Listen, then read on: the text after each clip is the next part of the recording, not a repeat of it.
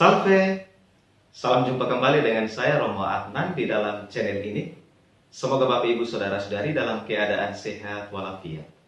Di pagi hari ini saya akan menyuguhkan renungan yang saya bawakan ini. Semoga berguna untukmu sekalian. Selamat menonton, selamat berefleksi. Tuhan sertamu dan sertamu juga. Inilah Injil Yesus Kristus menurut Lukas.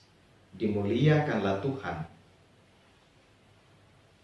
Injil Lukas bab 7 ayat 31 sampai 35. Sekali peristiwa berkatalah Yesus kepada orang banyak, "Dengan apakah akan kuumpamakan orang-orang dari angkatan ini? Dan dengan apakah mereka itu sama? Mereka itu seumpama anak-anak yang duduk di pasar dan berseru-seru.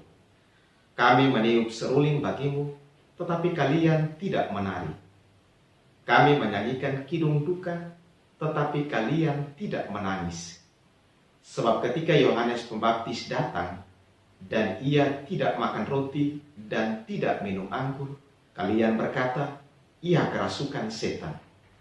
Kemudian Anak Manusia datang, ia makan dan minum, dan kalian berkata, lihatlah seorang pelahat dan peminum, sahabat pemungut cukai dan orang berdosa.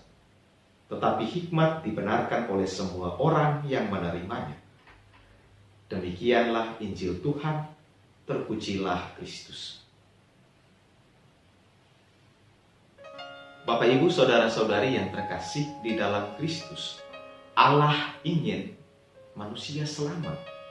Karena itu melalui para nabi, Allah ingin agar warta keselamatannya sampai kepada manusia dan diterima oleh manusia.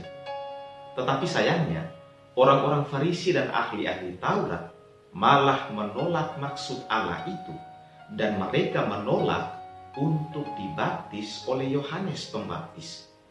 Mereka yang dianggap sebagai ahli kitab suci dan orang-orang benar malah mengabaikan ramalan para nabi mengenai kedatangan Sang Mesias. Mereka sudah melihat dan mendengar keajaiban-keajaiban sebagai tanda kehadiran Mesias. Namun mereka abaikan. Mereka merindukan kedatangan Mesias, namun ketika dia hadir, mereka mengabaikannya. Mereka malahan berusaha menolak kehadirannya, berusaha untuk menjebaknya, dan berusaha untuk menyingkirkannya, dan bahkan berusaha untuk membunuhnya. Dalam Injil hari ini, Yesus sangat bingung dan sangat heran dengan sikap orang-orang ini. Karena mereka sudah tahu, namun berusaha untuk menghalangi rencana dan kehendak Allah. Yesus sangat prihatin dengan sikap mereka yang tidak membuka hati akan kehadirannya. Mereka malah mencapi Yohanes sebagai orang sinting, orang kerasukan setan. Mereka juga menuduh Yesus sebagai seorang pemungut cukai, seorang penghujat Allah, seorang pendosa dan pembangkang. Namun Yesus tidak patah semangat, tidak peduli dengan tuduhan dan fitnahan tersebut. Yesus tetap bersemangat melaksanakan misi Bapa. Walaupun dituduh, Yesus berlaku penuh kasih, yaitu sabar, murah hati, tidak cepat marah, dan tidak menyimpan kesalahan mereka. Yesus sangat mengharapkan agar kita membuka hati untuk menerima hikmat Allah.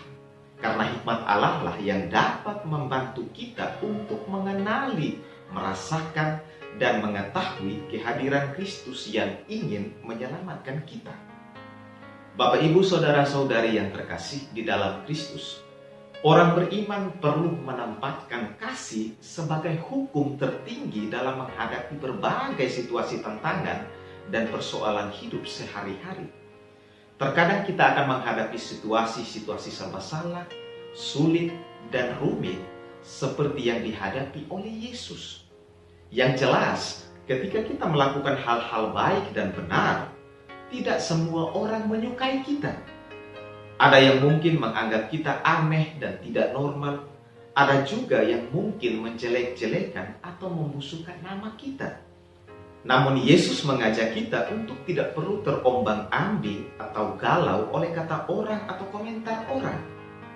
Karena kita hidup bukan dari kata orang atau komentar orang, tapi kita hidup dari Kristus. Sejauh kita melakukan segalanya dalam semangat kasih yang tulus, pada akhirnya kita dibenarkan karena kita memang melakukan sesuatu yang baik, benar, dan mulia. Kita menjadi semakin berhikmat karena melakukan sesuatu yang benar. Kita melakukan sesuatu yang baik dan benar bukan karena kita mau menyenangkan orang, tapi karena kita mau menyenangkan hati Tuhan. Hikmat dibenarkan oleh semua orang yang menerimanya. Hari ini Gereja Katolik merayakan peringatan Santo Cornelius dan Santo Cyprianus. Santo Cornelius dan Santo Cyprianus berjuang melawan kejahatan berupa pertentangan atau penyimpangan ajaran gereja dengan akibat-akibatnya yang menyedihkan. Santo Cornelius dan Santo Cyprianus berjuang akan pentingnya kesatuan gereja dengan didasarkan pada kasih. Sebagai umat Kristiani, kita diajak untuk tidak mengingkari iman kita dan hidup selalu dalam kasih. Marilah kita berdoa memohon kepada Tuhan. Tuhan, tambahkanlah kami iman, harapan, dan kasih. Marilah kita memohon rahmat Tuhan agar kita dimampukan untuk melihat dan mengalami tanda-tanda kehadiran Kristus. Amin. Selamat pagi dan selamat berkarya. Salve. Tuhan memberkatimu sekalian. Bapak, Ibu, Saudara-saudari yang terkasih, terima kasih sudah menonton video ini. Jika suka dengan video ini, silahkan like, komen, subscribe, dan bagikan juga dengan teman-teman kalian.